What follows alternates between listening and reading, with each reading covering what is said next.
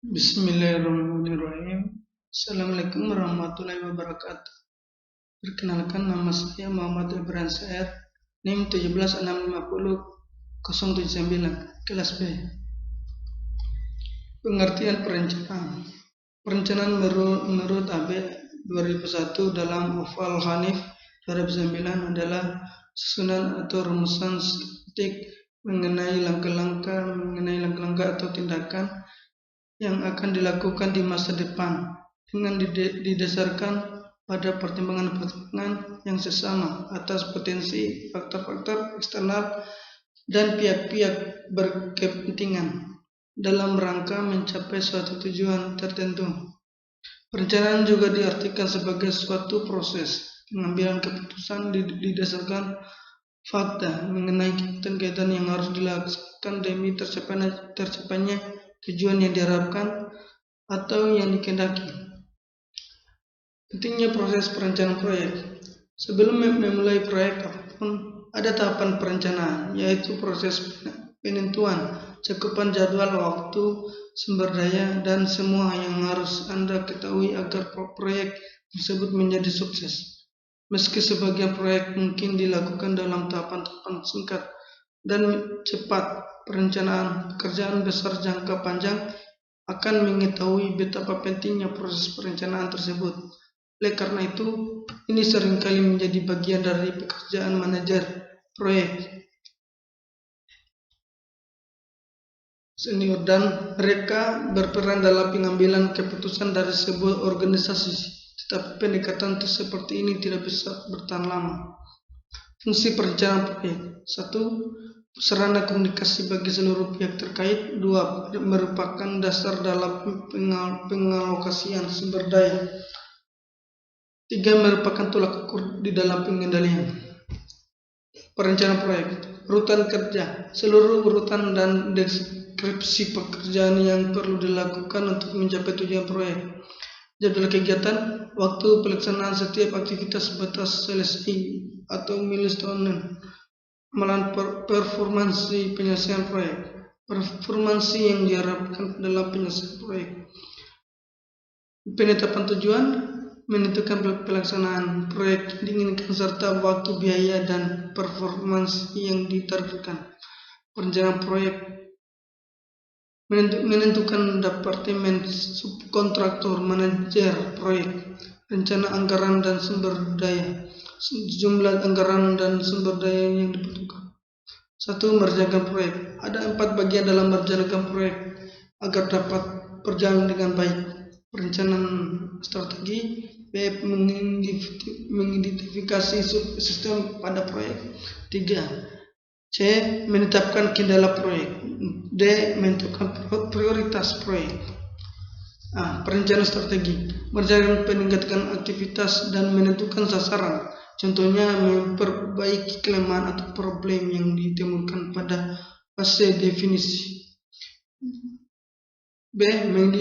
Mengidentifikasi subproyek. Untuk mengetahui dan menentukan lingkup pada proyek yang akan dilaksanakan berdasarkan hasil dari fase definisi. C. Menetapkan kendala proyek.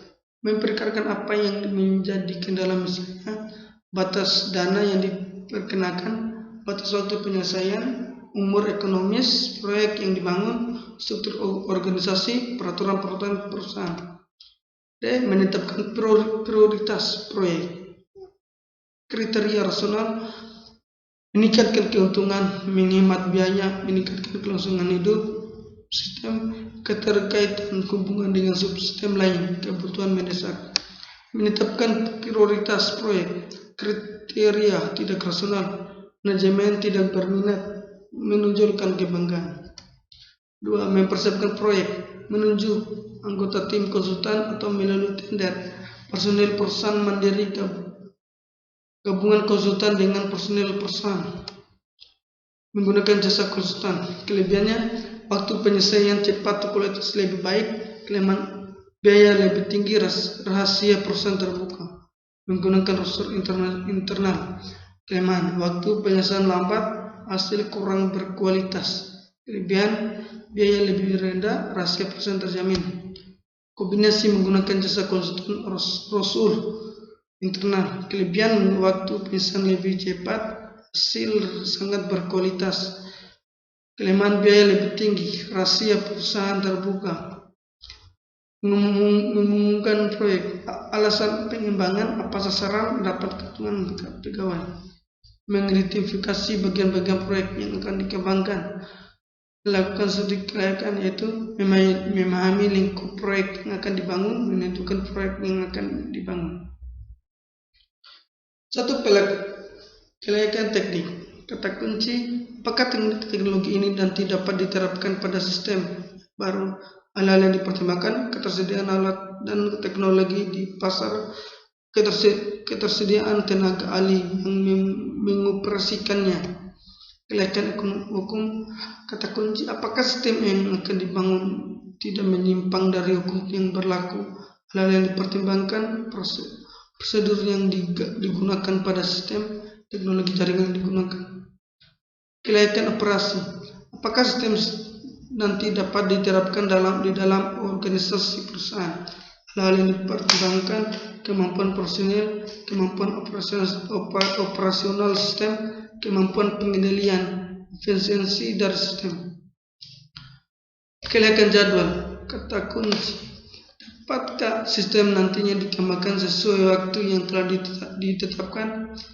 Hal yang harus dipertimbangkan, satu, memanfaatkan waktu dengan efisien, memperhitung pembuatan jadwal harus sesuai kemampuan SDM. Bantu yang digunakan Gantt, Microsoft Project, Word Breakdown, struktur, matriks tanggung jawab, dan jaringan kerja. Kelayakan ekonomi, apakah sistem yang dikembangkan dapat dibiayai dan menguntungkan? Hal-hal yang harus dipertimbangkan, besarnya dana yang diperlukan, manfaat diperoleh bila dibandingkan dengan biaya pengembangan. Peralatan teknik dalam perencanaan manajemen proyek. Bar chart adalah model jaringan grafik yang menggunakan tugas-tugas proyek dan hubungan antara tugas-tugas tersebut. Gantt chart adalah bagian batang horizontal sederhana yang menggambarkan tugas-tugas proyek berdasarkan kalender. Tiap batang diberi nama untuk mewakili setiap proyek. Tugas-tugas tersebut didaftar secara vertikal pada kolom kiri. Pusat horizontal adalah garis waktu kalender. Sekian dan terima kasih.